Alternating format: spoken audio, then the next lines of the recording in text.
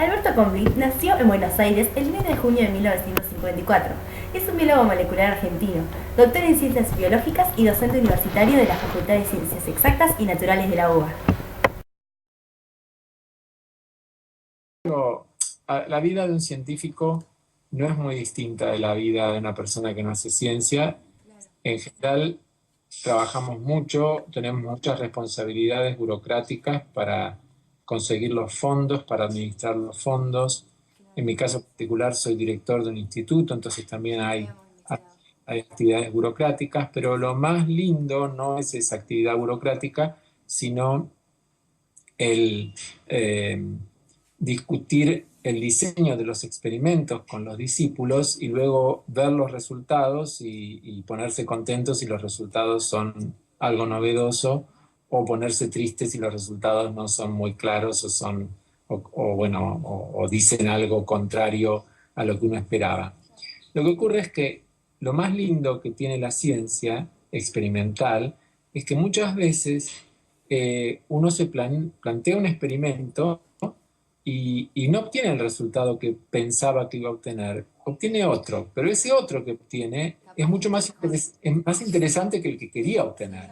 Entonces, ahí se produce una especie de sorpresa, que es la satisfacción de encontrar algo nuevo, no esperado. En realidad, lo más fantástico de la ciencia es justamente eso, el encuentro de cosas que uno no espera encontrar y que le revelan novedades conceptuales. Tenemos una vida normal, tenemos familia, hijos. En mi caso particular, a mí me gustan muchas otras cosas que no son solamente la ciencia. Me gusta el cine, la literatura y el arte, y uno trata de compensar muchas de las actividades científicas con otras actividades humanas. Pero bueno, también me gusta escribir.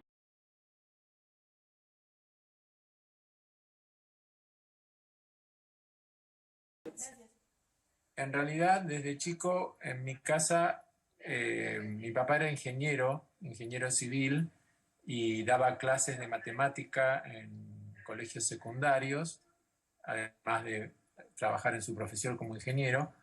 Y mi mamá era profesora de geografía y también daba clases en colegios secundarios, y mi hermana mayor era computadora científica, y veníamos de una familia de gente que estaba muy ligada a la educación. Había siempre en los familiares de mi papá, eran maestros. Entonces, el ambiente de la casa era un ambiente que estaba de alguna manera relacionado con el conocimiento. Y yo desde chiquito me interesé siempre por cosas que tenían que ver con la matemática o la física o la ciencia, pero no especialmente por la biología. La verdad que no sabía nada de biología, y no era de esos chicos que juntan caracoles o insectos o animales o plantas. No, no tenía ni idea de la biología, pero sabía que me gustaban las ciencias. Y recién en el secundario, cuando cursé química en tercer año y biología en cuarto año, se despertó mi pasión por la biología y mi convencimiento de que quería ser investigador, que quería ser científico. Esto yo lo conté varias veces. En cuarto año tuve una profesora de botánica y de biología, Rosa Guagliano. Encarnación Rosa Buglianone trabajó como científica del Consejo Nacional de Investigaciones Científicas y Técnicas, CONICET, en el Instituto de Botánica Darwinian, situado en San Isidro, Argentina, Buenos Aires. Que se murió el año pasado, lamentablemente, y que me marcó a mí y a tantos otros de mi generación, porque realmente fue una profesora extraordinaria que nos hizo conocer tanto desde las plantas hasta las moléculas, el ADN, el ARN, las células, y nos incitaba mucho a leer y a buscar experimentos y a hacer experimentos. Y esto estamos hablando del año 1970, cuando yo cursé ese cuarto año del secundario. O sea que creo que ahí fue la definición. Yo sabía que quería estudiar biología, recibirme de licenciado, luego hacer una tesis doctoral. Y sí, la motivación tiene que ver con la enseñanza, con que me gustaba aprender, y que la persona que nos tocó, que nos enseñara eso, era muy especial. Y también porque, bueno, era un colegio también universitario como el de ustedes, era el Colegio Nacional de Buenos Aires, que depende de la UBA. En 1972 finalizó sus estudios secundarios y en 1977 se recibió de biólogo molecular en la UBA. La investigación en biología molecular no la hace una sola persona, sino que se hacen en grupos de investigación. Y hay distintas etapas en la carrera de un investigador. Mientras está haciendo la tesis doctoral, está trabajando bajo la dirección de un profesor o de un investigador con mucho más experiencia y está aprendiendo. Igual obtiene resultados y publica trabajos, pero es un periodo de mucho aprendizaje. Y ya después de la tesis doctoral viene el postdoctorado, que yo lo hice en Inglaterra. Realizó su postdoctorado en la Universidad de Oxford, Inglaterra. Hizo su tesis doctoral llamada Adenylyl ciclasas dependientes de MN++, purificación y propiedades. Estudiamos una enzima, la idea era purificar una enzima que es una enzima que regula el metabolismo.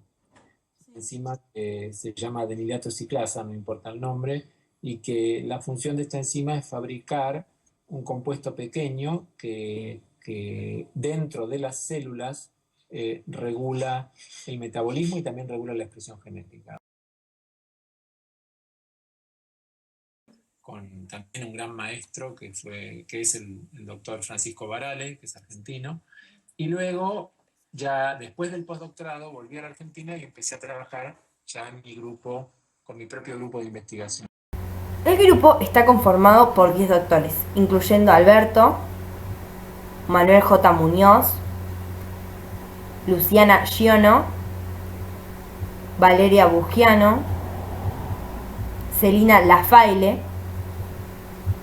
Luciana Gómez Acuña, Micaela Godoy, Ana Feisbein, Nicolás Nieto y Mariano López.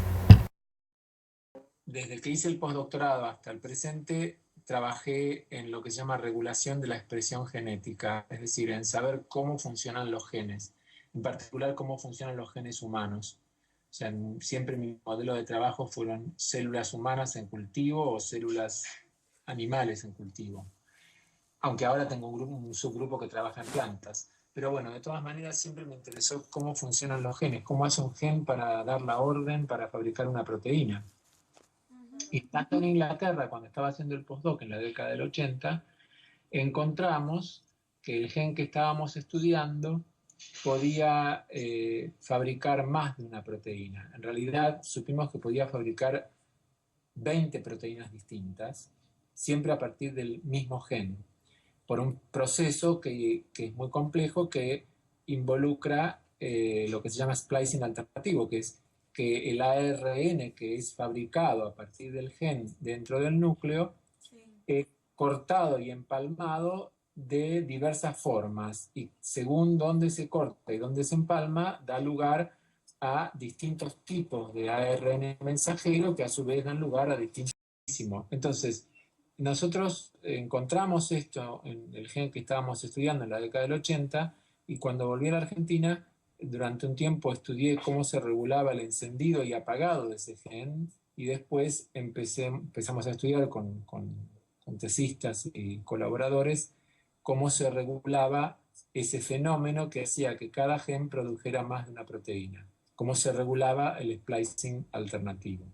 Y creo que a partir de ahí, que fue más o menos el año 95, 96, yo ya hacía más de 10 años que estaba trabajando en la Argentina, que encontramos una nueva forma de regulación que no se conocía, y eso abrió en mi grupo y en varios otros grupos del mundo distintas líneas de investigación nuevas, y seguimos trabajando en eso que encontramos en el año 95, 96.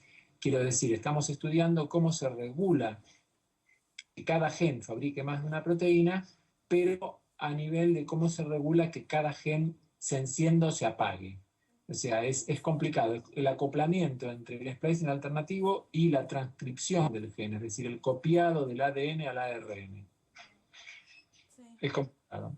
Pero si querés ponerlo de una manera metafórica, más fácil de entender, el splicing alternativo sería el proceso por el cual un sastre es capaz de fabricar distintos trajes usando siempre el mismo corte de tela. depende de dónde corte y dónde cosa, va a fabricar distintos tipos de ropa, pero el corte de tela original es siempre el mismo. O sea, el sastre tiene un rollo de tela y dice, bueno, con estos 3 metros puedo hacer un traje para un hombre, puedo hacer un traje para una mujer, puedo hacer una camisa y un pantalón, en fin. El producto varía según dónde se corta y dónde se pega, dónde se cose. Esa pregunta tiene distintos abordajes en distintos miembros del grupo que yo dirijo.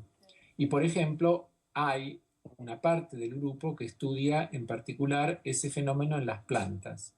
Y junto con un tesista que ahora está en Viena, que se llama Ezequiel Petrilo, y con una tesista que está aquí ahora, que es Micaela Godehertz, hace poco encontramos que en las plantas el sensado de la luz y de la oscuridad por parte de la hoja, por parte del cloroplasto, manda una señal al núcleo que regula este fenómeno de splicing alternativo. Entonces, el splicing alternativo cambia según la planta esté en luz o esté en oscuridad.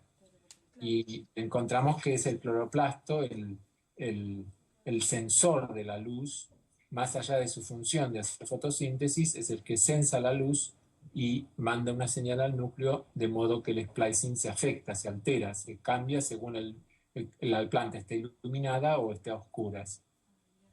O sea que el mismo tema de la regulación de la expresión de los genes lo vemos en plantas o lo vemos en células animales, en cultivos, células humanas. Por ejemplo, hay otro subgrupo dentro de mi grupo que estudia cómo la luz del sol, que es luz blanca, pero que viene con luz ultravioleta, afecta este splicing alternativo en las células de la piel cuando nos exponemos al sol. Y eso tiene mucha importancia porque la luz ultravioleta del sol puede causar mutaciones, y esas mutaciones pueden causar tumores de piel. Entonces, uno estudia cómo esa luz afecta, además de mutar, el fenómeno de splicing alternativo en las células de la piel. Porque la sociedad tiene que estar informada de los avances de la ciencia para tomar decisiones, ¿no? Hay decisiones que tienen que ver con entender, por ejemplo, qué pasa con los agroquímicos, o qué pasa con el cambio climático, o qué pasa con los terremotos, o qué pasa con un montón de cosas que afectan nuestra vida cotidiana, por supuesto con la medicina. Y a veces la sociedad se informa mal porque quienes transmiten esta información no son científicos en actividad y a veces se transmiten prejuicios o conceptos erróneos. Entonces yo considero que el científico, si puede hacerlo, tiene que volcarse a divulgar, a explicar, a cuando hay un descubrimiento, un hallazgo, tratar de explicarlo con palabras sencillas. En 1987 ganó el premio Bernardo Hussein del Consejo Nacional de Investigaciones Científicas y Técnicas. En el año 1991 obtuvo una beca Guggenheim. En 1998 el LALSEC, Fundación Florencio Fiorini 1998. En el año 2000 obtuvo una beca Antorchas. En 2003 ganó el premio Konex de Platino. En 2009 obtuvo la medalla de Bicentenario. En 2013 el premio Konex de Brillante en Ciencia y Tecnología, uno de los más destacados, y además del Konex de Platino en Bioquímica y Biología Molecular.